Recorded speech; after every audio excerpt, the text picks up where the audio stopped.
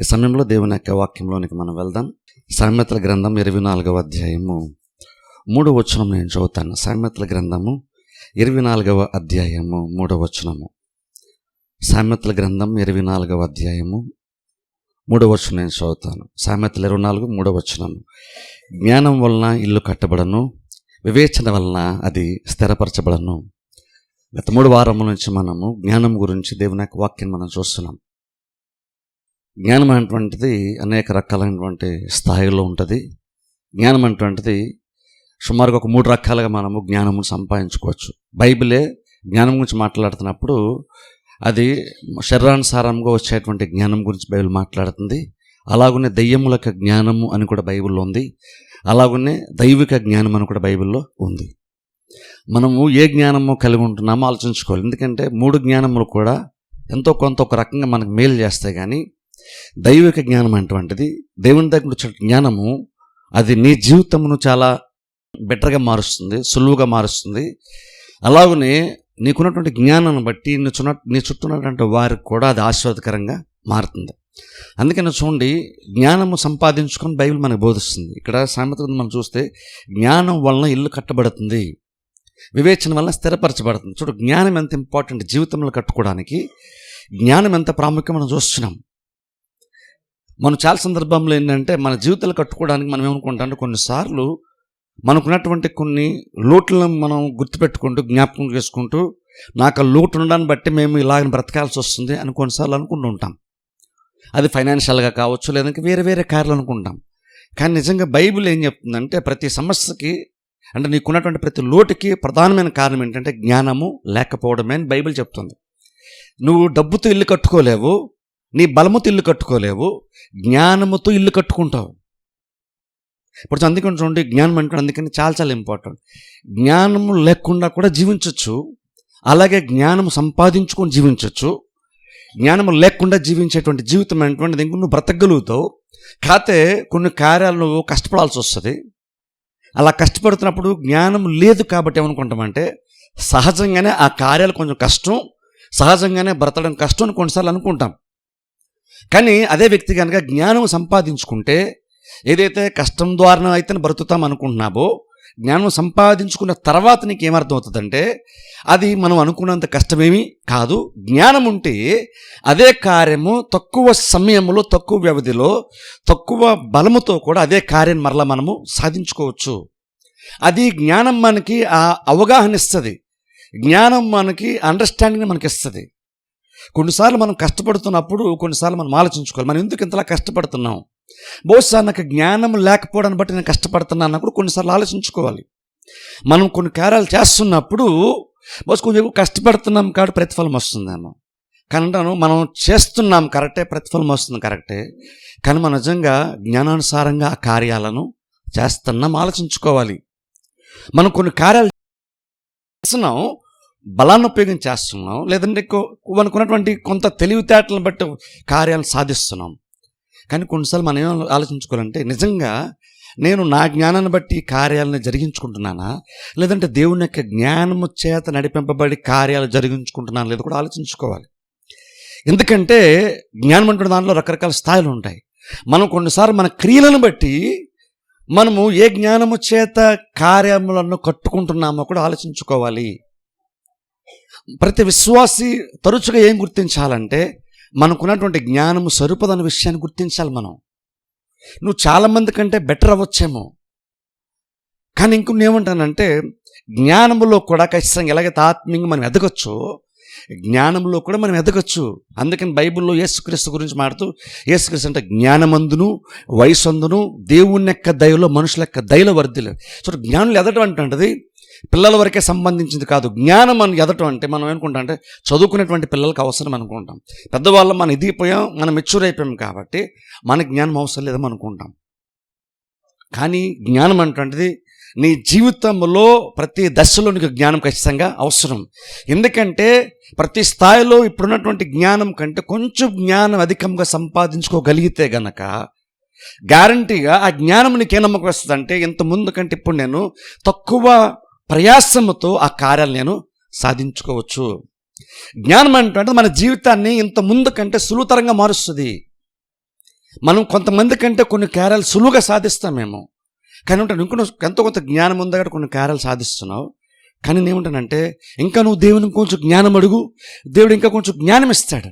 ఇంకా కొంచెం జ్ఞానంలో కనుక నువ్వు వెతికితే ఆ జ్ఞానంతో ఇంకొన్ని కొంచెం సులువుగా కొన్ని కార్యాలను మనం చేసుకోవచ్చు. అందుకంటే చూడండి, జ్ఞానం అంటే మనకి చాలా చాలా ఇంపార్టెంట్. జ్ఞానము సరిపోదని గుర్తించడం చాలా చాలా ఇంపార్టెంట్. యాకోబు పత్రికలో యాకోబు అంటున్నాడు, మీలో ఎవరికైనా జ్ఞానము కనుక కుదుగుంటే అతడు దేవుణ్ణి అడగవలని అన్నాడు. అది మనం అనుకుంటాం ఏదో సండే స్కూల్లో పిల్లలకు, చదువుకునే పిల్లలకు యాకోబు రాశాడు అనుకుంటాం. పత్రిక సండే స్కూల్లో పిల్లలు రాసింది కాదు, విశ్వాసులకు రాసినటువంటి పత్రిక అది. పత్రిక అంటే సంఘాలకు విశ్వాసులు రాస్తాం. విశ్వాసులు రాస్తూ యాకోబు చెప్తాడు, మీలో ఎవరికైనా జ్ఞానం కొదువుగా ఉంటాయి. సరే, ఆ జ్ఞానం మనకు కొదుగుందనే విషయం గుర్తించడం చాలా చాలా ఇంపార్టెంట్. కొన్నిసార్లు దేవుని యొక్క సపోర్ట్ మనకు ఉంటుండగా, ఎందుకంటే కొన్నిసార్లు మనం చేసుకునేటువంటి ఉద్యోగం కష్టం అవుతుంది. కొన్నిసార్లు ఏమనుకుంటాం, జ్ఞానం లేదు కాబట్టి ఏమనుకుంటామంటే ఆ జాబే కొంచెం కష్టం అని అనుకుంటాం. కరెక్ట్గా కొంచెం కష్టమే, కానీ మనం ఏం గుర్తుపెట్టుకోవాలంటే జాబ్ ఖచ్చితంగా కష్టమే ఉండొచ్చు, నేను కాదంటలేదు. కానీ నువ్వు నిజంగా నువ్వు గ్రహించాల్సింది ఏంటంటే ఆ పనే కష్టమైన తరమైంది అని కాదు, ఆ కష్టమైనటువంటి పనిని సులువుతరంగా మార్చేది జ్ఞానం. కాబట్టి ఇప్పటివరకు నువ్వు ఆ స్థాయిలోకి వచ్చింది జ్ఞానాన్ని బట్టి, కానీ ఇప్పుడు ఆ స్థాయిలో నువ్వు ఇంకా బెటర్గా కార్యం జరిగించుకోవడానికి ఏం గుర్తుపెట్టాను, ప్రభు నాకు ఇంకొంచెం జ్ఞానము దయచేయి. అప్పుడు ఆ కార్యం మనం చాలా సులువుగా చేస్తాం తెలుసా. అందుకని జ్ఞానం మనకు తక్కువ ఉందనే విషయం గ్రహించడం మనం చాలా చాలా ఇంపార్టెంట్. మనకు వయసు ఎంత ఉన్నా సరే మనం ఏం గుర్తుపెట్టుకోవాలంటే, ఎక్స్పీరియన్స్ మనకి ఎంత ఉన్నా సరే ఏం గ్రహించాలంటే, ప్రభు నాకు ఇంకొంచెం జ్ఞానం నాకు దయచేయి. కానీ ప్రాబ్లం ఏంటంటే మనం అది అడగం. మనం ఏంటంటే, ప్రభు నాకు ఇంకొంచెం ధనము దయచే అంటాం, లేదా ఇంకా ఆరోగ్యం దయచే అంటాం, ఇంకేదో దయచే అంటాం. కానీ అన్నిటికన్నా ప్రధానం ఏంటంటే బైబిల్ చెప్తున్నమాట, జ్ఞానము చేత ఇల్లు కట్టబడుతుంది. సరే, మరి దేవుని చేత కట్టబడదా అంటే దేవుడే కడతాడు. కానీ ఆ దేవుడు కూడా నేను ఎలా కట్టిస్తానంటే జ్ఞానము ద్వారా కట్టిస్తాను అన్నాడు. నా జనులు జ్ఞానం లేని వారే నశించిపోతున్నారు. కొన్నిసార్లు ఏంటంటే మనకి కొన్ని బెనిఫిట్స్ మనకు ఉండేసరికి మనం అనుకుంటామంటే జ్ఞానంతో మనకి పెద్దగా పని లేదని అనుకుంటాం. మనకి పేరు, ప్రఖ్యాతులు, డబ్బు లేదా బలం ఉందనుకోండి, అప్పుడేమో అవన్నీ ఉన్నాయి కాబట్టి జ్ఞానం పెద్దగా పని లేదు, ఇంకున్న బలంతో నేను సాధించుకోవచ్చు అనుకుంటాం. కానీ నిజంగా జ్ఞానం ఎప్పుడు గుర్తించగలుగుతాం తెలుసా మనం? నిజంగా నువ్వు ఏదైతే నీకు అక్కడికి వస్తుంది అనుకున్నావో అవన్నీ ఫెయిల్ అయినప్పుడే జనరల్గా మనిషి అన్న కూడా అప్పుడే జ్ఞానం మీద డిపెండ్ అవుతాడు. బైబిల్ మీరు చూడండి, ఆ తప్పైనటువంటి కుమారుడు తండ్రి దగ్గర డబ్బు తీసుకుని వెళ్ళిపోయాడు. అప్పుడు నిజంగా తన జ్ఞానం కావాలి, బుద్ధి అవసరం తను అప్పుడు అనుకోలేదు. అన్ని లాస్ అయిన తర్వాత బైబిల్ చెప్తున్నమాట, అతనికి బుద్ధి వచ్చినప్పుడు అని బైబిల్ ఉంది. అంటే తన సెన్సెస్లో కరెక్ట్, అంటే సెన్స్ అప్పుడు కరెక్ట్గా పనిచేసినాయి, తన జ్ఞానేంద్ర అప్పుడు కరెక్ట్గా పనిచేసినాయి. బుద్ధి వచ్చినప్పుడు అని బైబిల్లో ఉంది. దాన్ని మన వాడి భాషలో జ్ఞానం అనుకుందాం. అది అప్పటివరకు అది పెద్దగా యూస్ చేయలేదు, అప్పుడు జ్ఞానం మీద డిపెండ్ అవ్వలేదు.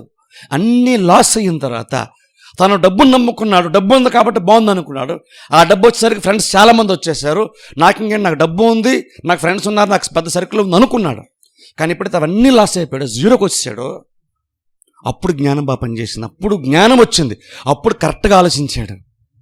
తను నిజంగా అవసరమైనటువంటిది డబ్బు, స్నేహితులు కాదు, తన తండ్రి దగ్గర ఉంటే తన లైఫ్ బాగుంటుంది అన్న జ్ఞానము నాకు అప్పుడు వచ్చాడు. ఎప్పుడు అన్నీ ఫెయిల్ అయిన తర్వాత. అంటే అన్నీ లాస్ అయిన తర్వాత నీకు బుద్ధి రావాల్సిన అవసరం లేదు. కొన్నిసార్లు అవన్నీ ఉంటుండా కూడా నువ్వు బుద్ధి సంపాదించుకోవచ్చు. దేవుని దగ్గరికి వస్తే దేవుడు ఆ జ్ఞానాన్ని మనకి ఇస్తాడు. మనకు బుద్ధి రావాలి, ప్రతిసారి నష్టపోయే జ్ఞానం సంపాదించుకున్న అవసరం లేదు, తప్పైన కుమారుడు ఉండాల్సిన అవసరం లేదు. తప్పైన కుమారుడు నుంచి మనం నేర్చుకొని లాస్ అవ్వక ముందే జ్ఞానాన్ని కూడా మనం సంపాదించుకొని తండ్రి దగ్గరే ఉంటూ ఇంకో జ్ఞానం కలిగి కూడా మనం జీవించవచ్చు. ఆ లైఫ్ అనవసరంగా నష్టం పోకుండా, అనవసరంగా పందుల దొడ్లోకి వెళ్ళకుండా, అనవసరంగా వారి దగ్గరికి వెళ్ళి నువ్వు టైం వేస్ట్ చేసుకొని లాస్ అవ్వకుండా జ్ఞానము మనకి సహాయం చేస్తుంది, జ్ఞానం మనల్ని కాపాడుతుంది. అందుకని బైబిల్ కూడా జ్ఞానము చేత ఇల్లు కట్టబడుతుంది. గత వారం మనం సొలొమోన్ని చూసారా? సొలొమోను చూడండి, ఒకసారి కొన్ని విషయాలు మరికొన్ని జ్ఞాపకం చేస్తున్న విషయాలు. సొలొమోను చూడండి, రాజుగా మారిన తర్వాత ఆయన ఉన్నత స్థలంలోకి వెళ్ళాడని బైబిల్ మనం చూస్తాం. గిబియోను ప్రాంతం ఉన్నత స్థలానికి వెళ్ళాడు. అక్కడికి వెళ్ళిన తర్వాత ఆయన 1000 బలులు అర్పించడం దేవునికి మనం బైబిల్లో చూస్తాం. ఎందుకని 1000 అర్పించాడు? నేనేమంటానంటే జస్ట్ రౌండ్ ఫిగర్ రూట్ని 1000 అర్పించాడు అని అనుకోవద్దు. 1000 అర్పించేంత వరకు ఎందుకు వెళ్ళాడు ఆలోచించండి. మామూలుగా నార్మల్గా 2-3 అర్పిస్తాం, పని రాజు కాబట్టి 10 అర్పించడం అనుకుందాం. కానీ 1000 అర్పించాల్సిన అవసరం ఏంటి? అంత ఎఫర్ట్ ఎందుకు పెట్టాలి? ఎందుకంత ప్రయత్నం చేయాలి? 100 అర్పిస్తే సరిపోద్ది కదా. ఎందుకంటే 100 బలులు అర్పించినటువంటి బైబిల్ నార్మల్ మనం చూడం. యాక్చువల్ నిజంగా చూసుకుంటే దేవుడు కూడా బలిని కోరుకోవట్లేదు కాబట్టి వాక్య జ్ఞానం బట్టైనా సరే ఒక 100 అర్పించి వదిలేసి, అది కూడా చాలా ఎక్కువ నన్ను అడిగితే. కానీ 1000 పాయింట్కి ఎందుకు వెళ్ళాడు? నేను అనుకుంటాను బైబిల్ లేదు, నేను ఏమనుకుంటానంటే యాక్చువల్గా సొలొమోను 1000 అర్పిద్దామని ముందే అనుకుని ఉండడం నేను అనుకుంటాను. బహుశా నేను అనుకుంటాను ఎన్నో కొన్ని అర్పిద్దామని బహుశా వెళ్ళుంటాడు. కానీ బహుశా నేను అనుకుంటాను, జస్ట్ ఊహించుకుందాం, 100 అర్పించుంటాడు, 100 సరిపోద్దని 100 అర్పించుంటాడు. కానీ తర్వాత ఎందుకో లోపల ఇంకా సాటిస్ఫాక్షన్ లేదు, లోపల ఇంకేదో బలవంతం చేస్తుంది, లోపల ఇంకేదో అని బలంగా నడిపిస్తుంది ముందుకి. అప్పుడు అనిపించింది, నేను అనుకుంటున్నా ఆయనకి 100 అర్పించిన తర్వాత కూడా ఆయనకి ఎందుకో సాటిస్ఫాక్షన్ లేదు. ఇప్పుడు అనుకున్నాడు 100 సరిపోదు, ఇంకో 100 అర్పిద్దామని బహుశా అనుకున్నాడేమో సొలొమోను. సరే 200 అర్పిస్తే నాకు కొంచెం సాటిస్ఫాక్షన్ ఉంటుంది అనుకున్నాడేమో, 200 వరకు చేసి ఆపుదామని అనుకున్నాడేమో, 200 చేసే తృప్తి వస్తుంది అనుకున్నాడేమో, ట్రై చేస్తుంటాడు నేను అనుకుంటాను. కానీ ఇంకనూ ఆయనకి ఇంకా లోపల సాటిస్ఫాక్షన్ లేదు. అంటే తను చేసేది సరిపోలేదు అనిపిస్తుంది. తను ఏదైతే తన మనసులో ఒక ఆలోచన ఉందో ఆ దాన్ని నెరవేర్చుకోవడానికి ఆయన పెడుతున్నటువంటి ప్రయత్నం ఏదైతే ఉందో అది సరిపోదనిపించింది సొలొమోనుకి. అనిపించి అలా బహుశా 200, 300 అలా బహుశా 1000 వరకు వెళ్ళి ఉంటాడేమో నేను అనుకుంటాను. ప్రీ ప్లాన్గా 1000 అర్పిద్దామని అనుకుంటా నేనైతే అనుకోను. ఎందుకంటే నార్మల్గా అంతగా ఎవరు అర్పించిన బైబిల్ మనం చూడం. కానీ సొలొమోను ఎందుకు 1000 అర్పించాడు నేను అనుకుంటాను. ఆయనకి అప్పుడు వరకు ఆయనకి సాటిస్ఫాక్షన్ లేదు. ఎందుకు లేదు అంటే ఆయనకి అంటే ఒక రకంగా అక్కడ మనం ఏదో బల్లి అర్పించడానికి కాకుండా ఆయన ఆ ప్రయత్నం ముందు చూసారా, ఆ ప్రయత్నం తీవ్రతను మీరు చూడండి. ఏదో రాజు కాబట్టి 1000 అర్పించాడు ఆయన సింపుల్గా ఆయనకున్నటువంటి తీవ్రతను తక్కువ అంచనా వేయకండి. అక్కడ మీరు నెంబర్ని చూడొద్దు, బల్లను చూడొద్దు, దాన్ని నడిపించి అంతవరకు వెళ్ళడానికి ఆయన్ని ప్రేరేపించినటువంటి కార్యం ఏం బలవంతం చేసింది ఆయన్ని, ఎందుకు అంత ప్రయాసపడుతున్నాడు, ఎందుకు అంత త్యాగంగా, ఎందుకు ఆ కార్యం అంత ప్రయాసం ఎందుకు పడాలి. మనకు తర్వాత అర్థం విషయం ఏంటంటే అన్ని అర్పించిన తర్వాత అర్పించేసి వెళ్ళిపోవచ్చు కదా. నార్మల్గా ఏం చేస్తారు, బొల్లు అర్పించిన వెళ్ళిపోవచ్చు కదా. వెళ్ళిపోలేదు సొలొమోను. ఆ రాత్రి అక్కడే పడుకున్నాడని బైబిల్ మనం చూస్తాం. అందుకని దానికొంది ఇంకో మాటలు ఒకసారి చూద్దాం. చూడండి ఒకసారి 1 రాజుల గ్రంథంలోనికి వెళ్దాం. ఒకసారి 1 రాజుల గ్రంథము 3వ అధ్యాయంలో మాట ఉంది. 1 రాజుల గ్రంథము 3వ అధ్యాయము 2వ వచనం చదువుతాను చూడండి. ఆ దినముల వరకు యెహోవా నామమున కట్టబడిన మందిరము లేకపోగా జనులు ఉన్నత స్థలమందు మాత్రం బలులు అర్పించుచు వచ్చిరి. తన తండ్రి అయిన దావీదు నియమించిన కట్టడలను అనుసరించి, ఇక్కడ గమనించండి, తన తండ్రి అయిన దావీదు నియమించిన కట్టడలను అనుసరించుచు సొలొమోను యెహోవాయందు, గమనించారు కదా, యెహోవాయందు ప్రేమ ఉంచెను గాని ఉన్నత స్థలములందు అతడు బలులను మాత్రం అర్పించుచు ధూపము వేయిచు నుండేను. ఇక్కడ గమనించండి చూడండి, ఉన్నత స్థలంలోనే అర్పించాడంటే అర్థం ఏంటంటే యెరూషలేము దగ్గర బలిపీఠం దేవుడు కట్టేశాడు, అక్కడ అర్పించవచ్చు. కానీ సొలొమోను ఉన్నత స్థలంలో మాత్రం అర్పిస్తున్న బైబిల్ మనం చూస్తున్నాం. సొలొమోను అంత చేయడానికి కారణం తెలుసా, ఆయన వాళ్ళ తండ్రి ఆజ్ఞాపించిన వాటిలో అనుసరిస్తూ దేవుని ప్రేమిస్తున్న బైబిల్ మనం చూస్తున్నాం. ఇప్పుడు చూడండి, ఆ మాట ఎంత బైబిల్ ఉంది ఒకసారి ఆలోచించండి. దేవుని మీద ఎంతో ప్రేమ ఉందండి సొలొమోనుకి. అంటే ఒక రకంగా చెప్పాలంటే సొలొమోనుకి ఇది అవసరం ఉంది ఖచ్చితంగా. కానీ అవసరం ఉంది కాబట్టి అని వెళ్ళిపోలేదు దేవుని దగ్గరికి. సొలొమోనుకి దేవుని మీద ఎంతో ప్రేమ ఉంది. ఇప్పుడు చూడండి ఒకసారి ఆలోచించండి, జ్ఞానం ఎప్పుడు వస్తుందో తెలుసా మనకి? దేవుని దగ్గర జ్ఞానం రావాలంటే నువ్వు జస్ట్ జ్ఞానం కోసమే నువ్వు దేవుని దగ్గరికి వెళ్ళడం కాదు. నువ్వు ఫస్ట్ ఆఫ్ ఆల్ నువ్వు దేవుని వెతికితే అప్పుడు దేవుని దగ్గర జ్ఞానము వస్తుంది. ఎందుకంటే జ్ఞానము సమస్తము ఆయన యందు గుప్తములై ఉన్నాయని బైబిల్ ఉంది. అంటే అర్థం ఏంటంటే దేవునిలో అవన్నీ ఉన్నాయి. నువ్వు జ్ఞానాన్ని సపరేట్గా వెతకొద్దు. జ్ఞానం సపరేట్ దేవునిలోనే ఉంది. దేవుడే జ్ఞానం కాబట్టి నువ్వు దేవుని వెతికితే దేవుడు మనకి జ్ఞానము ఇస్తాడు. అందుకనే జ్ఞానంగా బ్రతకడానికి, జ్ఞానం చేతుల్లో కట్టుకోవడానికి దేవుని దగ్గర రావడము, దేవునికి ప్రాధాన్యత ఇవ్వడము, దేవునికి ఫస్ట్ ప్లేస్ ఇవ్వడం చాలా చాలా ఇంపార్టెంట్. ఎందుకంటే ప్రతిదీ దేవునిలో ఉంది. దేవుడు ఎంత సంపన్నుడంటే దేవుణ్ణి ఆయనకున్నటువంటి మనుషుల పట్ల అనుకున్న ప్రేమను మనం వేరు చేయలేం తెలుసా. బేసిక్గా ప్రతిదీ కూడా దేవుని యొక్క స్వభావంలో ఉంటుంది, ఒకటిగా ఉంటుంది. అది దేవుడు ప్రేమ స్వరూపి ఉంది. ఇంగ్లీష్ బైబిల్ అయితే గాడ్ ఈజ్ లవ్ వస్తుంది. అంటే దేవుడే ప్రేమ అయి ఉన్నాడు. అంటే దేవుడు ప్రేమ ఉందని కాదు, దేవుడు ప్రేమ చూపిస్తాడని కాదు, దేవుడే ప్రేమ ఉన్నాడు. అంటే అది ఆయన యొక్క స్వభావములో ఉంది. మనకి బై నేచర్ మనకి ప్రేమ లేదు. మనం ప్రేమను కనపరచాలి. మనకు రావడం కష్టం, కానీ కనపరచాలి. మనం దానికి దేవుని యొక్క ఆత్మకు నడిపింపబడాలి, లోబడాలి, ఇవన్నీ బోల్డ్ ఉంటాయి. కానీ ప్రతిదీ కూడా జ్ఞానము, ప్రేమ ఇవన్నీ కూడా దేవుని స్వభావములు ఉన్నాయి. అందుకని దేవుణ్ణి అన్న ప్రేమను మనం వేరు చేయలేం. అలాగే దేవుడు ఇచ్చేటువంటి జ్ఞానాన్ని మనం వేరు చేయలేం. అప్పుడు దేవుని దగ్గరికి వస్తే దేవుడు మనకి జ్ఞానాన్ని దేవుడు ఇస్తానని దేవుడు చెప్తున్నాడు. అందుకని దేవుని వెతకడం చాలా ఇంపార్టెంట్. సొలొమోను ఇక్కడ దేవుని ప్రేమించాడు, దేవుని వెతికాడు. ఎంత తీవ్రంగా వెతికాడంటే దేవుణ్ణి, ఎంత ప్రయాసపడ్డాడంటే 1000 బలులు అర్పించాడని బైబిల్ మనం చూస్తున్నాం. అంటే చూడండి, అంటే జ్ఞానం సంపాదించుకోవాలంటే అంత కష్టపడాలా అంటే అంత కష్టపడాలని చెప్పట్లేదు, కానీ అంత తీవ్రత ఉండాలని చెప్తున్నాను. 1000 దహన బలులు అర్పించేస్తే నీ జ్ఞానం వచ్చేస్తుంది అని ఎవరో సొలొమోను చెప్తే సొలొమోను 1000 అర్పించడానికి కాదు, లేదా ఎక్కడ సొలొమోను కూడా 1000 అర్పించుకోవడం మీకు కూడా అందరూ నాకలా జ్ఞానం వచ్చేదని సొలొమోను ఎవరికి సజెస్ట్ చేయలేదు అలాగా. అంటే అర్థం ఏంటి, అక్కడ 1000 దహన బలులు చూసేసి దేవుడు జ్ఞానం ఇవ్వలేదు. ఆ 1000 దహన బలులు అర్పించడానికి ఆయన తీసుకున్నటువంటి ప్రయాసం, ఆ తీవ్రత ఏదైతే ఉందో దాన్ని దేవుడు మెచ్చుకున్నాడు. దేవుడు బలులు మెచ్చుకున్నాడు అని కాదు. ఏ బలి నార్మల్గా దేవుని యాక్చువల్ ఇంప్రెస్ చేయదు, ఎందుకంటే అవన్నీ కూడా యాక్చువల్గా దేవునివే. కాబట్టి దాని వెనకాల, బలుల వెనకాల సొలొమోను యొక్క ప్రయాసం ఉంది చూస్తారా, ఎఫర్ట్ ఉంది చూస్తారా.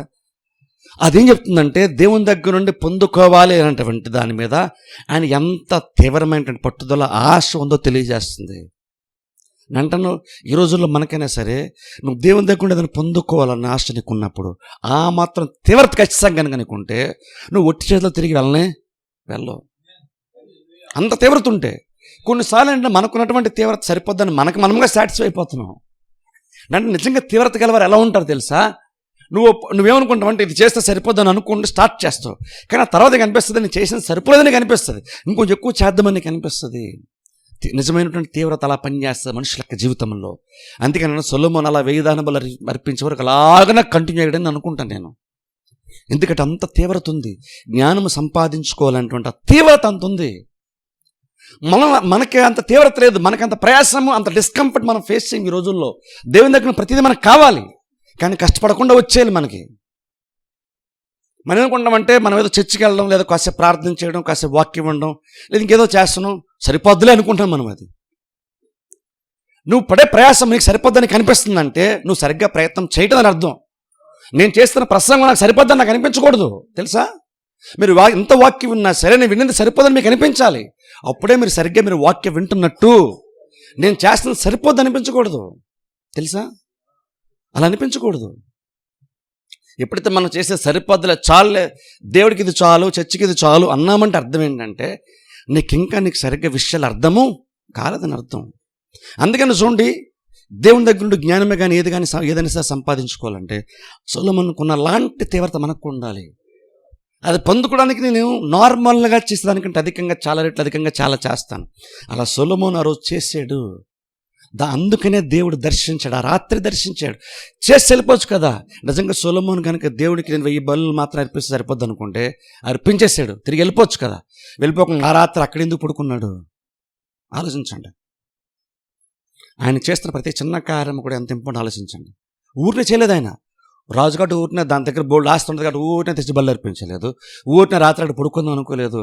ఆయనకి రాజభవనం ఉండగా బలు అర్పించినటువంటి ఉన్నతమైన స్థలంలో అక్కడే ఎందుకు పడుకోవాలి? అదే అన్న తీవ్రత. రాజభవనం ఉంది, మంచి పరుపు ఉంది, అక్కడికి వెళ్ళి పడుకోవచ్చు, అక్కడ సేఫ్టీ ఉంటుంది, సెక్యూరిటీ ఉంటుంది, లగ్జరీ ఉంటుంది, అన్నీ ఉంటాయి. కానీ బలు అర్పించోడు ఎందుకు పడుకోవాలి? తీవ్రత అలా ఉంది ఆయనకి, ఆ తీవ్రత అలా ఉంది. అందుకే రాత్రి పడుకున్నాడు, దేవుడు దర్శించాడు. ఆ రోజు రాత్రి దర్శనంలోనే మాట్లాడాడు దేవుడు. సొలొమోనుకి ఏం కావాలి? నాకు ప్రభువా, నువ్వు నాకు పొజిషన్ ఇచ్చావు, ఇంతమంది జనాన్ని ఇచ్చావు, వీళ్ళు లెక్కించడం నాకు సాధ్యం కాదు, వీళ్ళు నేను మెయింటైన్ చేయడం, వీళ్ళందరూ నేను హ్యాండిల్ చేయలేను, నాకు జ్ఞానం కావాలి. దేని జ్ఞానం? నేను బెటర్గా బతకడానికి అనలేదు, ప్రజలకి న్యాయంగా నేను పరిపాలించాలంటే మంచి చెడు వివేచించాలి. అలా వివేచించడానికి నా కోసం జ్ఞానం నాకు దయచేయి. అది ఎవరికి మేలు చేస్తుంది? తన జ్ఞానం సంపాదించుకుంటే ప్రజలకు మేలు అవుతుంది, తనకు కాదు ప్రజలకు మేలు అవుతుంది. ప్రజల్లో ఒకడు వచ్చి నా దగ్గర న్యాయంకి వచ్చినప్పుడు నేను కరెక్ట్గా న్యాయం తీర్చాలి.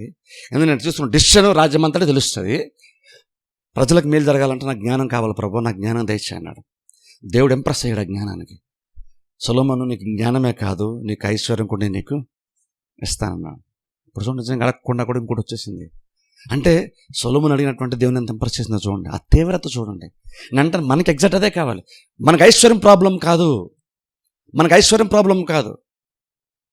సొలొమోను రాజు ఉన్నప్పుడు బోల్డ్ ఐశ్వర్యం ఉంటుంది ఆయనకి. కానీ ఇంక నువ్వు దేవుడు మళ్ళీ అంటుంటావు, సొలొమోను అడిగింది జ్ఞానం అడిగావు కాబట్టి నాకు ఇంకా నీకు ఎక్స్ట్రాగా నాకు ఏదో చేయాలనిపిస్తుంది, కాబట్టి నేను ఇంకా ఐశ్వర్యం ఇంకా నీకు ఎక్కువ ఇస్తాను. రాజుగా ఉన్నాడు, రాజ్యంలో నెంబర్ 1 పొజిషన్ ఉన్నాడు, ఇంకా ఐశ్వర్యం ఆయనకి ఎందుకు? కానీ ఎందుకో తెలియదు, జనరల్గా మనుషులు మనం అనుకుంటాం, రాజుగా ఉన్నాడు కదా, ఆయనకి ఇంకేం కావాలని డబ్బు, ఆయనకేం కొదువు అని అనుకుంటాం మనం. కానీ దేవుడు ఎంతో కానీ సొలొమోను అడిగినటువంటి దాని జ్ఞానము సొలొమోను అడిగినప్పుడు దేవుడు ఎంత హ్యాపీ ఫీల్ అయ్యాడంటే, ఆ సంతోషంలో జ్ఞానంతో పాటు సంపద కూడా ఊరిని ఇచ్చేసాడు దేవుడు. అసలు ఆలోచించండి, డబ్బు పెద్ద ప్రాబ్లం కాలేదు దేవునికి, కానీ ఇలా నన్ను ఎవరు కూడా ఇప్పుడు అడగలేదని దేవుడు ఫీల్ అయ్యాడు. అంత హ్యాపీ ఫీల్ అయ్యాడు దేవుడు. అంటే నిజంగా అందుకని చూడండి, జ్ఞానం చేతుల్లో కట్టబడుతుంది. నీ జ్ఞానం ఉంటే మిగిలిన ఆటోమేటిక్గా మనకి వచ్చేస్తాయి. నీ జ్ఞానం ఉంటే నువ్వు ఉన్నటువంటి జ్ఞానంతో సంపాదించిన కండిషన్లో ఆ స్థితిలో నువ్వు మెయింటైన్ అవ్వాలన్నా సరే కూడా ఆ జ్ఞానం నాకు నిలబెడుతుంది. ఒకటి సంపాదించుకున్న దాంట్లో నువ్వు మెయింటైన్ అవ్వడానికి, నిలబడడానికి, స్థిరపడడానికి కూడా అదే జ్ఞానం మనకు అవసరం. అందుకని సంపాదించుకోవడం జ్ఞానం సంపాదించాం కాబట్టి, ఇప్పుడు రాజుగా నేను సింహాసనం ఎక్కేసాను, జ్ఞానం ముందు కూడా సరిపోద్ది అనుకోవద్దు. అందులో మెయింటైన్ అవ్వాలంటే ఇంకా నువ్వు జ్ఞానాన్ని వెతుకు. ఎందుకంటే దేవుడు ఇంకా జ్ఞానం ఇవ్వడానికి దేవుడు ఇష్టపడుతున్నాడు. గమనించండి, జ్ఞానం ఎక్కడో రాదు. యూట్యూబ్లోకి వెళ్ళి వెతకొద్దు, పుస్తకాలు చదవద్దు. జ్ఞానం అక్కడ రాదు. జ్ఞానం దేవుని దగ్గర మాత్రమే వస్తుంది. నిజమైనటువంటి జ్ఞానము దేవుడి దగ్గర మాత్రమే ఉంటుంది, ప్రపంచానికి ఎక్కడో దొరకదు. అందుకని దేవుని దగ్గర రావాలంటాను. చూడండి, యోబు గ్రంథంలో మాట చూద్దాం. చూడండి, జ్ఞానం గురించి యోబు మాట్లాడుతున్న మాట. యోబు కూడా మొత్తం లాస్ అయిపోయిన తర్వాత ఆయన కూడా తన జీవితం జరుగుతున్న కార్యాల నిమిత్తము జవాబు వెతుక్కుంటూ జ్ఞానం వెతుకుతున్నాడు. చూద్దాం, చూడండి, చాలా మంచి మాటలు ఉంటాయి ఇక్కడ. కొన్ని వచనాలు మాత్రం చదువుకుందాం. యోబు గ్రంథము 28వ అధ్యాయము మొదటి వచనం చదువుతాను. చూడండి, యోబు గ్రంథం 28వ అధ్యాయం మొదటి వచనం. వెండికి గని కలదు, పుటము వేయు సువర్ణమునకు స్థలము కల. ఇక్కడ చూడండి, గమనించండి, ఇక్కడ సొలొమోను, ఇక్కడ యోబు యాక్చువల్గా జ్ఞానం కోసం మాట్లాడుతున్నాడు, కానీ ప్రతి దానికి ఒక ప్లేస్ ఉంది అంటున్నాడు. ఇక్కడ అన్నాడు, చూడండి, మొదట్లో అన్నాడు వెండికి గని కలదు. వెండి కావాలనుకుంటే వెండి గనులు ఉన్నాయి, నువ్వు తవ్వుకుంటే గని ఎక్కడుందో నీకు తెలుస్తుంది. దానికి ఒక ప్లేస్ ఉంది, అక్కడ వెళ్ళి తవ్వుకొని సంపాదించుకోవచ్చు. గని మర్మమ్మగా ఒక ప్లేస్లో ఉంది, అక్కడికి వెళ్ళి నువ్వు తవ్వుకుని సంపాదించుకోవచ్చు అంటున్నాడు. అలాగే సువర్ణమ్మ కూడా స్థలం ఉందంటున్నాడు. అలాగే చూడండి, 2వ వచనం, ఇనుమును మంటిలో నుండి తెస్తాం, రాళ్ళు కరిగించి రాగి తెస్తాం. అంటే చూడండి, ఇక్కడ నార్మల్గా ప్రపంచంలో విలువైనటువంటి ఖనిజాలను ఏమవుతుంటాం, వెండి, బంగారం, ఇనుము, స్టీల్, ఇవన్నీ అనండి. అన్నిటికి కూడా దొరికేటువంటి ప్లేస్ ఒకటి ఉంది. ఇది ఎక్కడ దొరుకుతుంది మనుషులు తెలుసు, వెళ్తారు, అక్కడ తవ్వుతారు, దాన్ని వాళ్ళు తిరిగి దాన్ని సంపాదించుకుంటారు. ప్రతి దానికి ఒక ప్లేస్ ఖచ్చితంగా ఉంది, అక్కడికి వెళ్ళి మనుషులు దాన్ని సంపాదించుకోవచ్చు. గని లేదంటే సంపద ఇవన్నీ కూడా పైన కళ్ళకు కనబట్టలేదు, కానీ అది కొంచెం తవ్వుతే వస్తుంది. కానీ ఇంకొను మనిషికి ఎంత జ్ఞానం ఉందంటే అది ఎక్కడుందో కనుక్కోవచ్చు, వెళ్ళొచ్చు, దాన్ని యాక్సెస్ కూడా చేసుకోవచ్చు, దాన్ని సంపాదించుకోవచ్చు. అలా ప్రతిదానికి ఒక స్థలం ఉందంటున్నాడు యోబు ఇక్కడ. అలా మాట చూడండి, అలా చాలా చదువుకుంటూ వస్తే 12వ వచనం అంటున్నాడు, అయితే జ్ఞానం ఎక్కడ దొరుకును. చూసారా, ఇప్పుడు వెండి ఎక్కడ దొరుకుతుందో యోబుకు తెలిసింది, బంగారం ఎక్కడ దొరుకుతుందో తెలిసింది, విలువైన ఖనిజాలు ఎక్కడ దొరుకుతుందో తెలిసింది. నార్మల్ మనిషి అయితే మనం అక్కడితో ఆగిపోతాం, అది దొరుకుతుంది చాలు అనుకుంటాం మనం. అవన్నీ దొరుకుతున్నాయి, అన్నింటికో ప్లేస్ ఉంది, ఆ ప్లేస్కి వెళ్ళి తవ్వుతే కొంచెం లోతు వెళ్తే దొరికేస్తుంది మన ప్రతిదీ.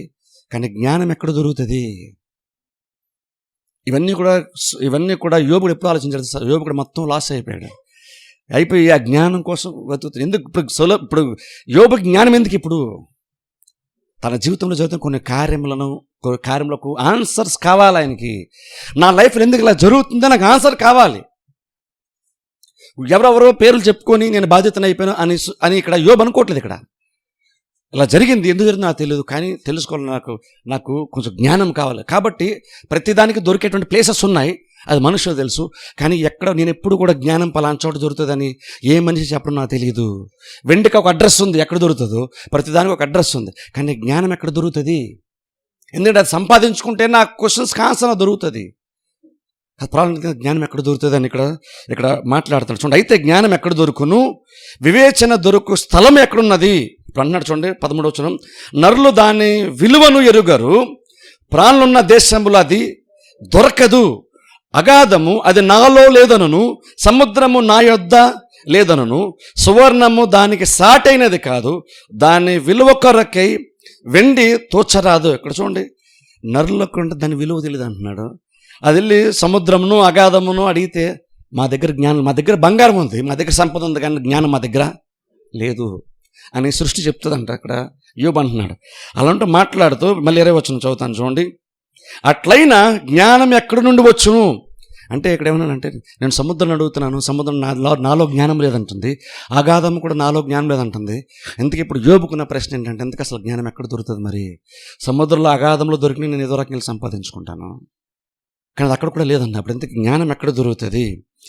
22 లైన్, వివేచన దొరకు స్థలం ఎక్కడున్నది అంటూ చూడండి. ఆ తర్వాత అంటున్నాడు చూడండి, 23 వచనంలో అంటున్నాడు ఆయన, దేవుడే దాని మార్గం గ్రహించును, దాని స్థలము ఆయనకే తెలుసా. అంటే అర్థం ఏంటంటే, మనుష్యులకు తెలియదు జ్ఞానం ఎక్కడుంది, యాక్చువల్గా మనుషులకైతే తెలియదు. అందుకనే మనుషుల దగ్గరికి వెళ్ళి జ్ఞానం మనం సంపాదించుకున్నాం అంటే రకం. ఇక్కడ యోబు మాటలు బట్టి సింపుల్ ఒక స్టేట్మెంట్ చేయాలంటే, జ్ఞానము ఈ ప్రపంచంలో దొరకదు నీకు, ఈ భూమి మీద దొరకదు, భూమి కింద ఉన్న దాన్ని నీకు అది జ్ఞానము దొరకదు. ఎందుకు అది దొరకదు? అది మనుషులు ఎవరికి కూడా తెలియదు. అది అంటే మనుషులకి తెలుసుకునేంత స్థితిలో లేదు, అది మనుషులకు అందుబాటులో లేదు, మనుషులకు అది అర్థమే కాదు, దాని వాల్యూ కూడా తెలియదు. ఎందుకంటే దొరకదు కాబట్టి దాని వాల్యూ తెలియదు.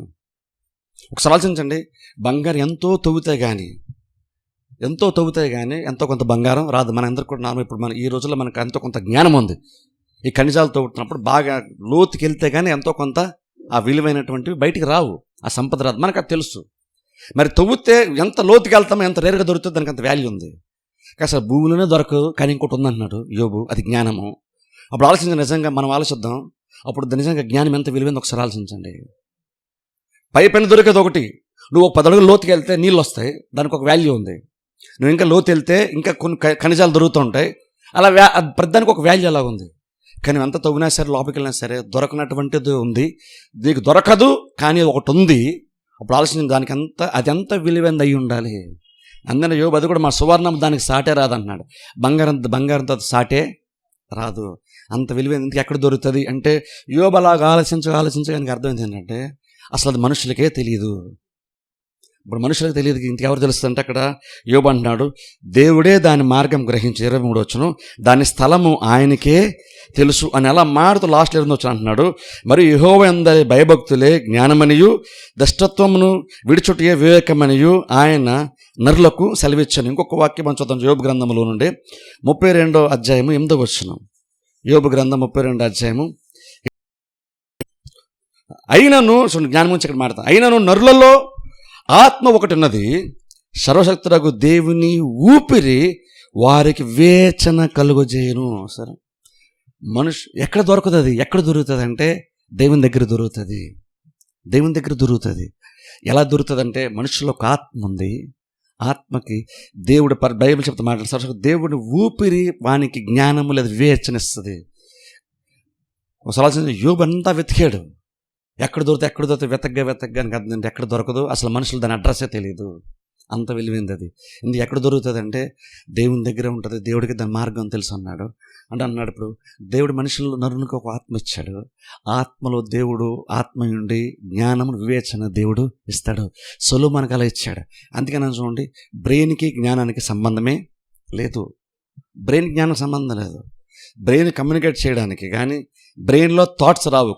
క్రియేటివిటీ అనేటువంటిది, ఐడియాస్ అనేటువంటివి బ్రెయిన్లో రావు, మనసులో పడతాయి, బ్రెయిన్లో కాదు.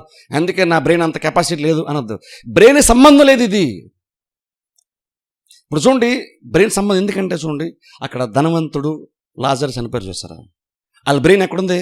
సమాధిలోకి వెళ్ళిపోయింది, బ్రెయిన్ పాడైపోయింది. కానీ ఇంకా చుట్టూ జరుగుతున్న ప్రతిదీ వాళ్ళకి తెలుసు. లాజర్ ఎవరో ధనవంతుడు గుర్తించాడు, ధనవంతుడు ఎవరో లాజర్ గుర్తించాడు, ఎవరెవరు ఎక్కడ ఉన్నారో ఆ వ్యక్తి ఎక్కడ ఉన్నాడు ఈ వ్యక్తి తెలుస్తుంది, ఈ వ్యక్తి సిచ్యువేషన్ ఎలా ఉందో ఆ వ్యక్తి తెలిసింది. బ్రెయిన్ లేకపోతే మనకి ఏముండదు అనుకుంటున్నాం. బ్రెయిన్ వేరు, మనస్సు వేరు. బ్రెయిన్ కంటే మనస్సు గొప్పది. దేవుడు ఆ మనస్సులో మనిషి జ్ఞానం నింపుతాడని ఇక్కడ బైబిల్లో యోబు చెప్తాడు. అని బ్రెయిన్కి సంబంధం లేదు. దేవుడు మనసులో కొన్ని ఆలోచనలు పుట్టిస్తాడు, జ్ఞానము దేవుడు మనస్సులో నింపుతాడు. సొలొమోనుకు అలాగనే ఆ రోజున దేవుడు జ్ఞానమును ఇచ్చాడు. అంటాను, మనం కూడా జ్ఞానం కోసం దీని మీద అంత ఎక్కువ డిపెండ్ అవ్వడం చాలా మనకి ఇంపార్టెంట్ తెలుసా. జ్ఞానం సరిపోదని మనం గుర్తించడం చాలా ఇంపార్టెంట్. కాకపోతే మనకి ఏంటంటే అది అలా ఒప్పుకోవడం మనకి చాలా చీపుగా ఉంటుంది. నాకేం తెలియదు అని చెప్పడానికి మనకు చీపుగా ఉంటుంది. ఎవరిని 2-3 కనుక మనం తెలియగలవాలంటే మనం చాలా హ్యాపీ ఫీల్ అవుతాం. అది ప్రతి వాళ్ళకి ఎంతో సంతోషాన్ని ఇస్తుంది. కానీ నేను అంటాను, నీ లైఫ్ సిచ్యువేషన్స్కి, నీ ముందున్నటువంటి కార్యములకు ఆల్రెడీ నీకు ఎంత జ్ఞానం అయితే నీలో ఉందని మనుషులు చూశారో, ఆ జ్ఞానం రేపటికి సరిపోద్దా? సరే ఆలోచించండి, ఆ జ్ఞానం రేపటికి సరిపోద్దా? ఎందుకంటే నీ క్రియలను బట్టి నీ నీ జ్ఞానం ఎంత ఉందో అంచనా వేసేయచ్చు. నీ డిసిషన్స్ బట్టి, నువ్వు కార్యాలు జరిగిస్తున్న విధానాన్ని బట్టి నీ జ్ఞానం నువ్వే అంచనా వేసుకోవచ్చు. అప్పుడు నీకు తెలుస్తుంది నీ జ్ఞానం ఎంత ఉందో నీకు తెలుస్తుంది. నీ జ్ఞానం కూడా నువ్వు క్రియల ద్వారా మెజర్ చేసుకోవచ్చు. నువ్వు కార్యములు జరిగించే విధానాన్ని బట్టి నీకు ఎంత జ్ఞానం ఉందో నువ్వే స్కేల్ పెట్టి నువ్వు కొలుచుకొని తెలుసుకోవచ్చు. అందుకే నేను జ్ఞానవంతునైన భ్రమలో బ్రతకాల్సిన అవసరం మనకి లేదు. చేస్తున్న కార్య విధానం బట్టి కొన్నిసార్లు కష్టం అవుతున్నప్పుడు నాకు ఎందుకు ఎంత కష్టం అనిపిస్తుంది ఇది. అప్పుడు మనం అవన్నీ మనకు ఆన్సర్ ఏం దొరకాలంటే, అయితే నేను ఈ విషయంలో నేను దేవుని జ్ఞానము అడగాలి. నేను దేవుని వెతికితే దేవుడు నాకు జ్ఞానము ఇస్తాడు. అలా మనం ఆలోచించడం చాలా చాలా ఇంపార్టెంట్. ఎందుకంటే జ్ఞానం అనేటువంటిది దేవుని దగ్గర మాత్రమే మనకి అది వస్తుంది. చూద్దాం చూడండి ఒకసారి సామెత కీర్తన గ్రంథంలోకి వెళ్దాం. ఒకసారి కీర్తనలు 119 వచనం నేను చదువుతాను చూడండి. నీ ఆజ్ఞలు నిత్యము నాకు తోడుగానున్నవి. ఇక్కడ గమనించండి. నా శత్రువులను మించిన జ్ఞానము అవి నాకు కలుగజేయుచున్నవి. నీ శాసనములు నేను ధ్యానించుచున్నాను. కావున నా బోధకులందరికంటే నాకు విశేష జ్ఞానము కలదు. ఆశ్వర బోధకుడు ఎప్పుడు, శిష్యుడు ఎప్పుడు కూడా బోధకుడు అంటే అధికుడు కాడు. యాక్చువల్గా అయితే పొజిషన్ పరంగా చూసుకుంటే, అధికార పరంగా చూసుకుంటే. కానీ ఇక్కడ చూడండి, జ్ఞానం అనే విషయానికి వచ్చేసరికి ఇక్కడ భక్తుడు మారుతుంటున్నాడు, తాను బోధకుల కంటే ఎక్కువ జ్ఞానం సంపాదించుకున్నా అంటున్నాడు. ఎలా వచ్చింది ఆ జ్ఞానము? బోధకుల కంటే ఎక్కువ జ్ఞానము. నువ్వు ఎవరి దగ్గర అయితే కూర్చొని నేర్చుకున్నావో ఆ వ్యక్తి కంటే ఎక్కువ జ్ఞానం సంపాదించుకునేటువంటి ఛాన్స్ కూడా ఉందంట. ప్రయత్నం చేస్తే దొరుకుతుంది అది. మీకు తెలుసా, వాక్య జ్ఞానం నాకంటే ఎక్కువ మీరు వాక్య జ్ఞానం సంపాదించుకోవచ్చు తెలుసా. జస్ట్ నేను బోధకుని కాబట్టి నాకు ఎక్కువ ఆటోమేటిక్గా వచ్చేస్తుందని కాదు. కాకపోతే నేను పెట్టే ఎఫర్ట్ కంటే మీరు ఎక్కువ ఎఫర్ట్ పెడితే మీకు కూడా జ్ఞానం వస్తుంది. నేను అంతసేపు కూర్చుంటే ఎంతసేపు ప్రయత్నం చేస్తాను, అంతకంటే ఎక్కువ మీరు కూర్చుంటే నాకంటే ఎక్కువ మీకు వస్తుంది. కూర్చుంటే కానీ కూర్చోగలరా? పాయింట్ అది. అంత ఎఫర్ట్ పెడతారా మీరు? అంత పెట్టగలమా? అంత పెట్టేంత అవకాశం మనకి ఉంది. అది ఇంపార్టెంట్. ఇక్కడ అన్నడినా నా బోధలో నాకు విశేష జ్ఞానం నాకు ఉంది. ఎలా వస్తుంది ఆ జ్ఞానము? నేను పుట్టుతోనే జ్ఞానవంతునండి అన్నాడా? లేదా మా తాతలు ముత్తాతలు అందరూ షార్ప్ అండి, చాలా తెలివిగలరు, అందుకని మాకు కూడా ఆటోమేటిక్గా వచ్చేసింది? అది కాదు. అక్కడ అన్నాడు ఆయన. ఎలా వచ్చిందో జ్ఞానం అంటే, నేను వాక్యాన్ని ధ్యానిస్తున్నాను, నేను శాస్త్రాలను గైకొంటాను, అది నాకు జ్ఞానాన్ని ఇస్తుంది. అందుకే చూడండి, భక్తికి జ్ఞానమునకు సంబంధం లేదనుకోవద్దు. భక్తికి జ్ఞానమునకు సంబంధం ఉంది. చాలా విషయాలు మనకు కొన్ని చేత అవ్వకపోవడానికి కారణం ఏంటంటే, నీకు భక్తి లేదు. భక్తి లేదంటే నువ్వు బేసిక్గా నీకు వాక్యం మీద ఎక్కువ మైండ్ పెట్టట్లేదు, దేవుని దగ్గర రావట్లేదు. అందుకే నీకు జ్ఞానం కూడా తక్కువగా ఉంటుంది. అందుకనే కొన్ని కార్యం మనం సాధించుకోలేకపోతున్నాం. మనం అనుకుంటున్నాం అంటే అది సాధించుకోలేకపోతున్న కారణం ఏంటంటే, మనం అనుకుంటున్నాం ఆ కార్యం అంత కష్టం, అంత సులువు కాదు అనుకుంటున్నాం. ఏది సులువు కాదు. ప్రపంచం అందరు చెప్పిన ఒకసారి జ్ఞాపకం ఇస్తాను. ఆ సొలొమోను ఆ సందర్భం చూసుకుంటే, జ్ఞానం వచ్చిన తర్వాత ఆ ఇద్దరు తల్లులు వచ్చి నా కొడుకు అంటే నా కొడుకు అంటున్నారు. నిజంగా ఆ బిడ్డ, బతుకున్నటువంటి బిడ్డ ఎవరి కొడుకో వాళ్ళదే తప్ప ప్రపంచంలో ఎవరికీ తెలియదు. కానీ సొలొమోను తెలుసుకోగలిగాడు. చాకచక్యం తెలుసుకోగలిగాడు. ప్రపంచంలో ఎవరికీ తెలియనటువంటి ఒక కార్యము సొలొమోను తెలుసుకొని మంచి నిర్ణయం తీసుకుంటూ ఒక జడ్జిమెంట్ ఇచ్చాడు. ఎవరికీ తెలియదు, కానీ సొలొమోను దాన్ని తెలుసుకోగలిగాడు. జ్ఞానము. అలాగున ఆ జ్ఞానం మనం సంపాదించుకోవాలి. ఆ జ్ఞానం ఎలా వస్తుంది? నువ్వు ఎంతగా నువ్వు వాక్యాన్ని మనసులో భద్రపరచుకుంటావో, ఈ వాక్యమే నీ మనస్సుని ఉత్తేజపరుస్తుంది. నీ మనస్సు, నీ బ్రెయిన్ గురించి చెప్పట్లేదు, నేను మనస్సు గురించి చెప్తున్నా. నీ మనస్సును చాలా షార్ప్ చేస్తుంది వాక్యం అనేటువంటిది. అందుకనే చూడండి, నార్మల్ పిల్లలు మనం చెప్తాం, రోజు బైబిల్ చదువుకుంటాం. అది జస్ట్ ఒక ఆచారం కాదు. బైబిల్ చదువుతుంటే, బైబిల్ మనసులోకి వెళ్తూ ఉంటే ఆటోమేటిక్గా నీ తెలియని సామర్థ్యం నీకు వస్తూ ఉంటుంది. అని అంతసేపు పుస్తకాలు చదవటం కాదు, బైబిల్ కూడా చదవటం నేర్చుకోవాలి. ఈ జ్ఞానం కూడా సంపాదించుకోవడం చాలా ఇంపార్టెంట్. ఎందుకంటే దానివల్ల అన్నాడు ఇక్కడ భక్తుడు, నా బోధకులు అంటే నాకు విశేష జ్ఞానం నాకు ఉంది. సో అంటే చూడండి, అంటే భక్తుడు చెప్తానంటే, ఒకప్పుడు నేను నాకు బోధకుడి కింద కూర్చున్నాను, బోధకుడు చెప్తే నేను విన్నాను, బోధకుడు బోధిస్తే నేను ఆశ్చర్యపోయాను. కానీ తర్వాత ప్రాసెస్ గుండా అలా వెళ్ళే కొద్ది ఈ భక్తుడు ఏమర్థమైందంటే, బోధకుడు ఎక్కువ జ్ఞానం తను సంపాదించుకున్నాడు. సాధ్యమా? జ్ఞానం ఎదగడం సాధ్యమా ప్రతి విశ్వాసకి అంటే సాధ్యమని బైబిల్ చెప్తుంది. సాధ్యపరుచుకున్నారు కొంతమంది. అది దేవుని వలన, వాక్యం వలన, దేవుని మీద ఆధారపడటం వల్ల కొంతమంది దాన్ని సాధించుకున్నారు, జ్ఞానములు అభివృద్ధి చెందారు. ఒకసారి నిజంగా మనకి ప్రస్తుతం ఈ మూమెంట్కి మనకు ఉన్నటువంటి జ్ఞానం కంటే, అది భౌతికమైన జ్ఞానం కావచ్చు, లేదా దేవుని దగ్గర వచ్చిన మంచి పవిత్రమైన జ్ఞానం అయి ఉండొచ్చు, ఇది కనుక ఇంకొంచెం ఎక్కువగా కనుక మనకు ఉంటే కార్యాలు ఇంకెంత సులువు అవుతాయి మనకు ఒకసారి ఆలోచించండి. కార్యాలు మనకి ఎంత సులువు అవుతాయి. మనం అనుకున్నా నాకు ఇది ఉంది, ఇది సరిపోతుంది అనుకుంటున్నాం. అంటే నీకున్నటువంటి జ్ఞానం ఎప్పటికీ సరిపోద్ది అని ఎప్పుడు అనుకోదు. ఎప్పుడైతే నువ్వు చాలు అనుకుంటావో అక్కడి నుంచి నీకు అజ్ఞానం పనిచేస్తుంది తెలుసా. నాకు సరిపోద్ది అనుకుంటే అక్కడ ఫుల్ స్టాప్ వేసావు. జ్ఞానం అటువంటిది పొందుకునే కొద్ది ఇంకా ఆశ ఉండాలి, ఇంకా పొందుకోవాలని అనిపించాలి, దాని కొరకు నువ్వు ప్రయాసపడుతూనే ఉండాలి. నీకు దేవుడైతే నీకు ఏదైతే జ్ఞానం ఇచ్చాడో ఆ జ్ఞానం నువ్వు ఆచరణలో పెట్టాలి. అంటే నీకు చూడండి, జ్ఞానంలో డెవలప్మెంట్ అంటే ఎలా ఉంటుందో తెలుసా. దేవుడిని కొంత జ్ఞానం ఇచ్చిన తర్వాత దాన్ని నువ్వు ఇతరుల ప్రయోజనకరంగా యూజ్ చేయి, నీకు ఇంకా దేవుడు జ్ఞానం ఇస్తాడు. దేవుని దగ్గర ఏదైనా సరే అంతే, రిసోర్సెస్ ఏదైనా సరే అంతే. దేవుని డబ్బు ఇచ్చాడు అనుకో, దానికి కొంతమందికి నువ్వు ఆశీర్వాదకరంగా ఉండు, నీకు ఇంకెక్కువ దేవుడు ఇస్తాడు. అలాగే నీకు సమయం ఉందనుకో, ఆ సమయం నువ్వు దేనికైనా సర్వీస్ చేయడం వాడు, దేవుడు ఇంకెక్కువ టైం నీకు ఇస్తాడు. అలా ఇంకేదైనా సరే నువ్వు జ్ఞానమును ఇతరుల ప్రయోజనకరం నువ్వు వాడు, దేవుడు దాన్ని ఇంకెక్కువ నీకు ఇస్తాడు. నువ్వు ఇంకెక్కువ పొందుకోనేటువంటి మార్గం ఏంటంటే దేవుడు నియమించిన మార్గం నువ్వు ఇవ్వటం ద్వారానే పొందుకుంటావు. నేను వాక్యంను నాకు సంపాదించుకొని దాచుకున్నాను అనుకోండి, నాకు ఇంకెక్కువ రాదు. ఎందుకంటే ఎక్కువ చేంజ్ చేసుకుంటాను నేను కానీ నాకు దేవుడు ఇచ్చింది కనుక మీకు బోధించకపోతే నేను సంపాదించుకుని ఏం చేసుకుంటాను. అందుకే దేవుడు కూడా ఎలా పనిచేస్తాడంటే దేవుడు నీలో నుంచి ఆ ఫ్లోలో ఉండాలి. అది ఫైనాన్సెస్ కావచ్చు, సమయమే కావచ్చు, జ్ఞానమే కావచ్చు, ఒక ఆలోచన కావచ్చు, ఏదైనా సరే కావచ్చు. అలాగే నువ్వు కనుక నీలోంచి అది నీకు వచ్చిన తర్వాత నువ్వు ఆపేసుకోకుండా నువ్వు ఇంకొకరికి పంచుతూ ఉండు, ఏదైనా సరే కావచ్చు, దేవుడు ఇంకా ఎక్కువ నీకు ఇంకెక్కువ నింపుతాడు. ఎందుకంటే నీ ద్వారా ఇంకెక్కువ ఫ్లో ఉంటుంది. అప్పుడు అలాగ మనం జ్ఞానంలో అభివృద్ధి చెందవచ్చు తెలుసా. అలా ప్రతి దాంట్లో కూడా మనం ఎదుగుతూ ఉండొచ్చు. మనం ఆ జ్ఞానం మనకి దేవుడు ఇస్తున్న బైబిల్ చెప్తుంది. దేవుడు అందుకంటే క్రిస్టియన్స్గా మనకి జ్ఞానం చాలా అవసరం. అందుకే రాబోతున్న వాళ్ళు చెప్తాను. యాక్చువల్ లూకాసు వార్త 16వ అధ్యాయంలో అక్కడ స్వయంగా తీయద్దులేండి, ఇంకా తర్వాత నేను చెప్తాను. అక్కడ యేసుక్రీస్తు స్వయంగా ఉపమానం చెప్పిన తర్వాత మాట్లాడితే ఏమంటారంటే, వెలుగు సంబంధుల కంటే ఈ లోక సంబంధాలు యుక్తిపరులై ఉన్నారంటాడు.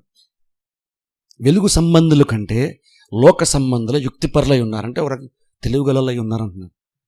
అది యేసు చెప్పారు, నేను రాబోతున్న వారిలో చెప్తాను. స్వయంగా దేవుడు యేసుక్రీస్తు చెప్తున్న మాట, వెలుగు సంబంధుల కంటే విశ్వాసం మనకంటే బయట ఉన్నటువంటి వారు ఎక్కువ జ్ఞానవంతులు ఉన్నారని దేవుడు మాట్లాడుతున్నాడు. జ్ఞానము సమస్తము దేవునిలో గుప్తంలో ఉన్నప్పుడు ఆయన అనుసరిస్తున్న మనం కదా ఎక్కువ జ్ఞానవంతులుగా మనం ఉండాలి. ఏదైనా సలహా కావాలంటే నిజంగా మనుషులు కదా మన దగ్గర రావాలి, మనం కదా అంత జ్ఞానవంతులు ఉండాలి. మన కార్యాలు జరిగించే విధానమే కదా అన్యులను ఇంప్రెస్ చేయాలి, అన్యులను మోటివేట్ చేయాలి, అన్యులు కూడా మనల్ని చూసి వాళ్ళు నేర్చుకోవాలి కదా మన కార్యాలు జరిగించే విధానము. ఎందుకంటే దేవుడు క్రీస్తు ఎందుకు ఆశ్చర్యపోతున్నారు, వెలుగు సంబంధులు కొంటే అన్యులే ఎందుకు అంత జ్ఞానంగా ఉంటున్నారు అన్నాడంటే, వాళ్ళు కొంచెం లైఫ్ బెటర్గా మారిపోతుంది, వాళ్ళకి మనకు మారట్లేదు. ఎందుకు మారట్లేదు? కారణం ఏంటంటే మనం జ్ఞానం సంపాదించుకోవట్లేదు. మనకైతే అంత కొంత భక్తి ఉంది, ఆ భక్తి మనం సాటిస్ఫై అయిపోతున్నాం. కానీ దేవునిలో జ్ఞానం ఉందన్నప్పుడు, ఆ జ్ఞానం దేవుడు ఇస్తున్నప్పుడు, దేవుడు ఇవ్వడానికి రెడీగా ఉన్నప్పుడు, దేవుడు ఇవ్వడానికి ఇష్టపడుతూ అలాగే ఎవరన్నా తన జ్ఞానం అడిగితే హ్యాపీ ఫీల్ అయ్యి జ్ఞానంతో పాటు ఇంకా ఐశ్వర్యము ధన ఘనతను కూడా ఇచ్చేటువంటి మనస్తత్వంతో దేవుడు ఉంటే, విశ్వాసంగా మనమేమో జ్ఞానం తప్ప ప్రభు నాకు ఫైనాన్షియల్ నాకు సరిపోవట్లేదు జీవితం, నాకు అది అంటున్నాం, నాకు ఇది ప్రాబ్లం ఉంది, నాకు ఇది అంటున్నాం, నాకు అది ప్రాబ్లం ఉంది, అది అంటున్నాం. మనం ప్రతి ప్రాబ్లంకి సొల్యూషన్ జ్ఞానమే తెలుసా మనకి. ఎప్పుడైనా సరే చూడండి, ఈ జ్ఞానం వింటున్నప్పుడు మీకు ఏదో పాయింట్లో మీకు అనిపించాలి, నాకున్న జ్ఞానం సరిపడుతుంది నిజంగా మీకు అనిపించాలి. ఎవరు అనడం కాదు, నువ్వు తెలుగుతో కూడా ఎవరు అనడం కాదు. ఒక నిజంగా ఎవరన్నా కనుక నీకేం చేస్తాదో నువ్వు తెలుగుతో కూడా అన్నప్పుడు ఆ మాట నిజంగా పట్టుకొని కన్విన్స్ అయ్యి నిజంగా పట్టుదలతో దేవుని అడగండి, దేవుడు మీకు జ్ఞానము ఇస్తాడు. వాళ్ళందరినీ మీరు ఫీల్ అయిపోద్దు, వాళ్ళు అన్నారని చెప్పేసి తిరగాలని ఏమనొద్దు, మీరు డిఫెండ్ చేసుకోవద్దు. ఏమో నిజంగా నాకు జ్ఞానం తక్కువ ఉందేమో, ఇలాగన్నా నాకు తెలుసుకున్నాను, ఇలాగన్నా నా మనసులో నాకు బుద్ధి వచ్చింది ఇప్పటికైనా సరే, నాకు నేను ఆలోచించుకోవాలి, కానీ ఎవడో వేరే చూసి తప్ప నాకు అర్థం కాలేదు, ఓకే ఇప్పటి నుంచి నేను బుద్ధి ఎక్కువ తెచ్చుకుంటాను, తప్పైన కుమారులాగా ఇప్పుడైనా సరే నేను జ్ఞానం సంపాదించుకుంటాను అనుకో. నిజంగా పట్టుదలతో దేవుణ్ణి అడిగితే, సొలొమోను అంతలాగా బలంగా కనుక ప్రయత్నం చేస్తే దేవుడు జ్ఞానం ఇస్తాడు. ఈరోజు ఉన్న జ్ఞానం కంటే కొంచెం రెండింతల జ్ఞానం ఉంటే మీ లైఫ్ ఎంత ఈజీగా ఉంటుందో ఒకసారి ఊహించుకోండి. ఎంత సులువుగా ఉంటుంది మన లైఫ్. జడ్జిమెంట్ ఎంత ఈజీగా మనం అవ్వచ్చు, మంచిది ఎంతగా వివేచించవచ్చు, మన లైఫ్కి ఏది ఇంపార్టెంట్ ఎంతగా మనం దాన్ని గ్రహించవచ్చు వివేచించి. కొన్ని మనం సంపాదించుకున్నాం అనుకుంటున్నాం, కానీ కొన్ని మనం లాస్ అయిపోతాం. జ్ఞానం గురించి చాలా విషయాలు చెప్తాను. ఈవెన్ డ్యూటీ మనం చేసుకునేటప్పుడు కూడా జ్ఞానంతో చేసుకోవాలి. చాలా విషయాలు చెప్తాను రాబోతున్న వారాల్లో. మన ప్రయారిటీస్ కూడా ఏది వాల్యుబుల్లో కూడా తెలుసుకోవడానికి కూడా మనకు జ్ఞానం చాలా చాలా అవసరం. కొన్నిసార్లు ఏంటంటే మనం ఏదైతే మనకు అవసరమో దాని కొనుక్కు కూడా మానేసి కొంచెం డబ్బులు దాచుకుంటాం. ఎగ్జాంపుల్ చూడండి, ట్యాబ్లెట్స్ కొనుక్కోవాలి, కానీ డబ్బులు దాచుకున్నాం ట్యాబ్లెట్స్ కొనుక్కోకుండా.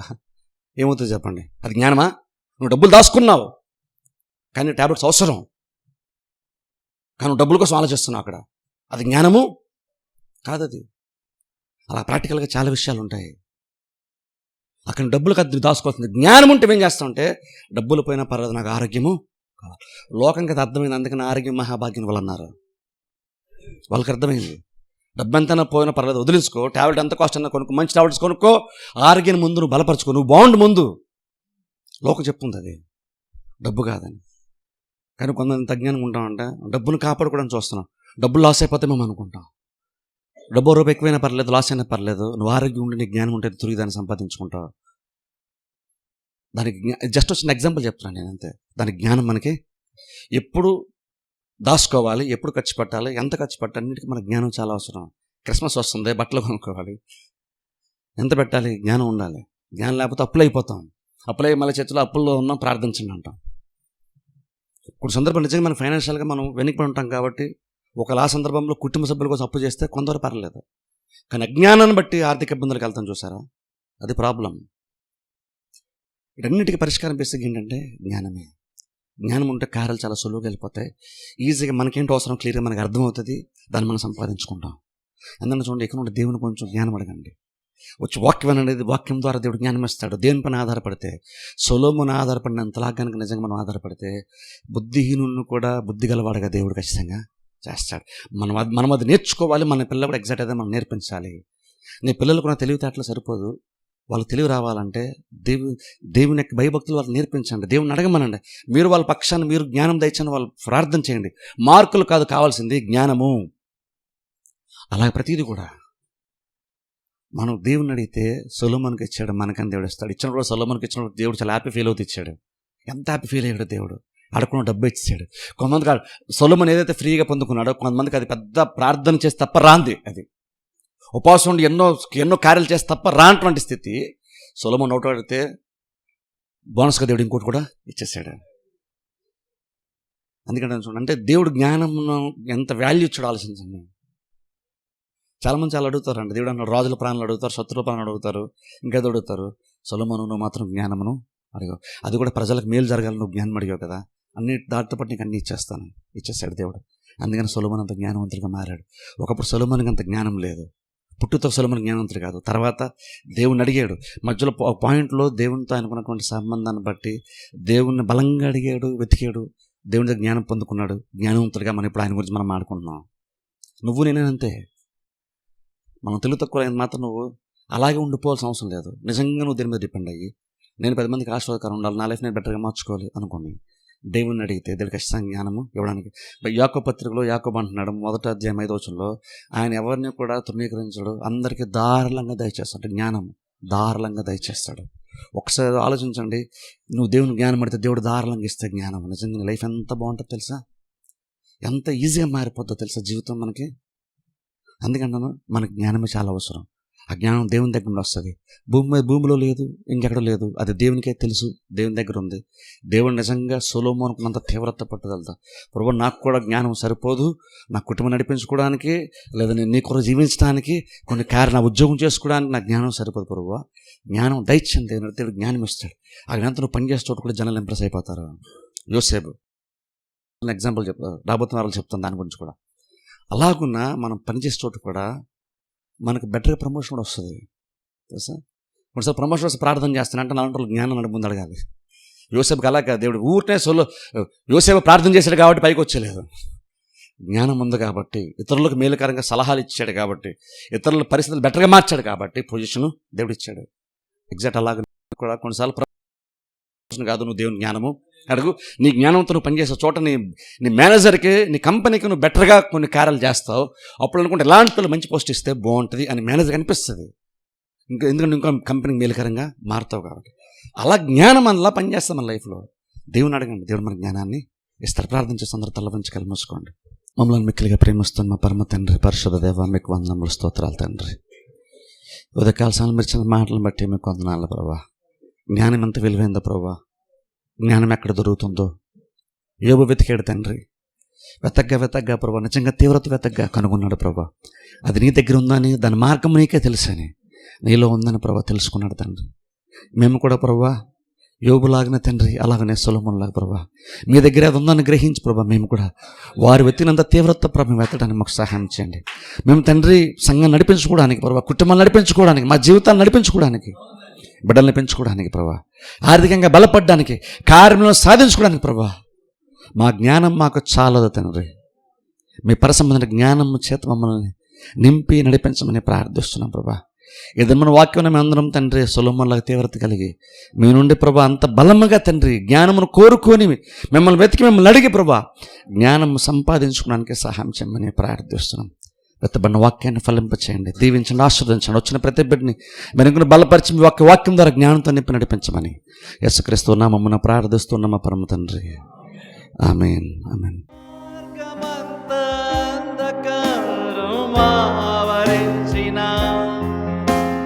మార్గము చూపే ప్రభువుండ భయమే లేదుగా. పారో సైన్యం వచ్చి నన్ను చుట్టుముట్టిన కాపాడే ప్రభువుండగా భయమే లేదుగా. మార్గమంతా అంధకారం ఆవరించిన మార్గము చూపే ప్రభువుండ భయమే లేదుగా. పారో సైన్యం వచ్చి నన్ను చుట్టుముట్టిన కాపాడే ప్రభు